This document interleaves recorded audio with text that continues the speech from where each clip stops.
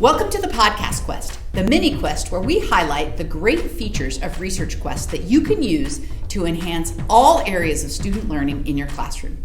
I'm your host, Lynn. And I'm your co-host, Rachel.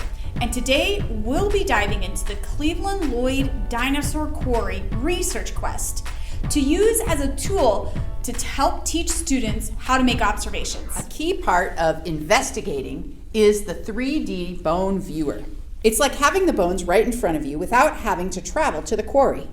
Exactly. So let's talk about the key pieces of making observations with this incredible tool. The first thing you'll notice is the ability to rotate and manipulate the fossil. You're not just looking at a flat image, so you can turn the bone, look at it from every angle, and see details you'd never get from a photo. As a teacher, this is a fabulous place to help students slow down their thinking and move from immediate guessing what the bone is to observing the specific features in that bone. Looking at the details is crucial for identifying bones, but that practice of slowing the observations can be applied to anything. Here you can see the full shape and curves and the specific points where muscles might have attached.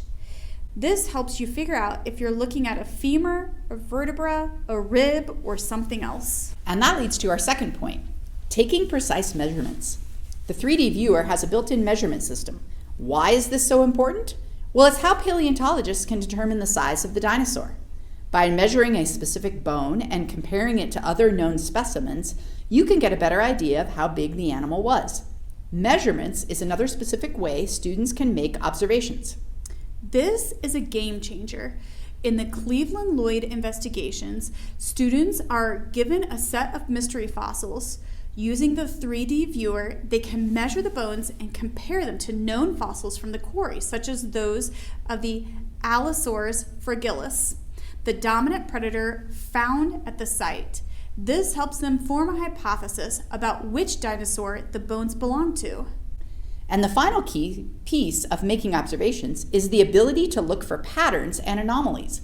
As students examine the virtual bones, they're not just looking at one piece, they're looking for signs of wear, abrasion, or fractures. This is where the detective work really kicks in. The 3D viewer lets you zoom in and see details that tell a story. For instance, a bone with a fracture could be a clue to how the dinosaur died or what happened to its body after death.